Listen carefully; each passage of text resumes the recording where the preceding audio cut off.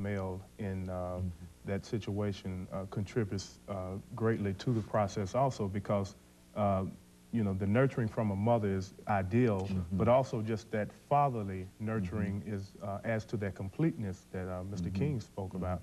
Also, as far as certain kinds of discipline, in some instances it seems that young males react more favorably to the discipline of a male. And even though females are good in that regard, a male perspective enhances the discipline process that they're trying to put in place. So it's very important that they have exposure, if not through the home, through some other entity that can provide that like it used to in our African-American communities.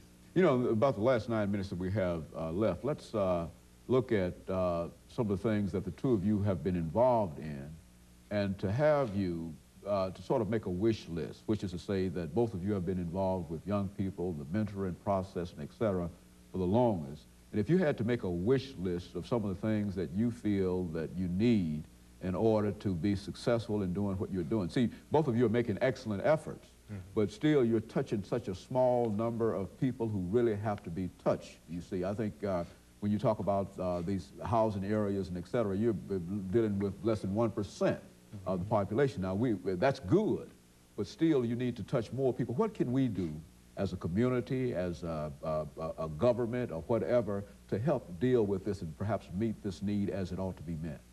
I think one of the things is increasing the awareness among African-American males specifically of the importance of volunteering in especially our community-based organizations. It doesn't take a whole lot of time. You know, an hour a week in some instances can make a tremendous difference in the life of a young person.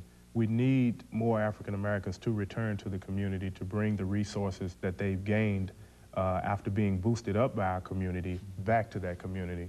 Of course, the economic factor is a big one. We need more business opportunities in our communities so that we can provide employment opportunities for our youth, and they won't be so inclined to turn to the fast schemes of making money.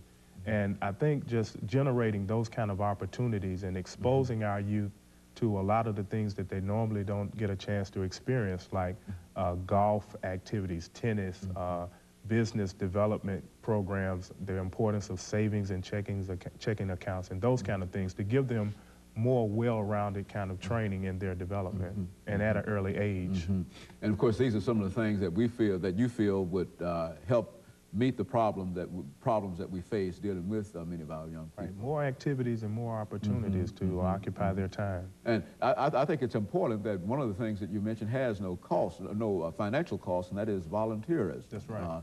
Let's speak to that, because I think both of you are with organizations that require volunteers. Let's talk about that, Mr. King. What are some of the availability, I mean, some of the needs that you have at Bethlehem Centers in terms of volunteers? Well, we need volunteers in all areas. We have a hot lunch program where we feed something like 80 senior citizens a day. We need volunteer drivers for that. We need help as far as the cooking of the food that we feed these people, these senior citizens with. We have need for people to come in and help tutor our kids in our tutoring program. There's a lot of mailings and postage stamps to be licked and things to be typed, and we need volunteers to help make that run smooth. Just a whole array of people, and any person who has any kind of skill or anything to offer. Sure. And more than anything, you need service, people who are willing to give self more than anything. Very good. Okay, we've got about a few more minutes here to talk about some of these areas that the two of you are involved in. But now, when you move from the sort of private level that the two of you are involved in, and you had to sort of take the programs that you're dealing with national, and of course we recognize that 100 Black Men of Middle Tennessee is a chapter of many other organizations, and et cetera. But when you talk about dealing with it on a national level, what could you say to the government this morning when they start thinking in terms of dealing with the welfare question and that kind of thing? I mean, what is needed this morning? What do we need as a society this morning? Well, one thing, I think that the Head Start programs should be enhanced, increased. Head Start should start by identifying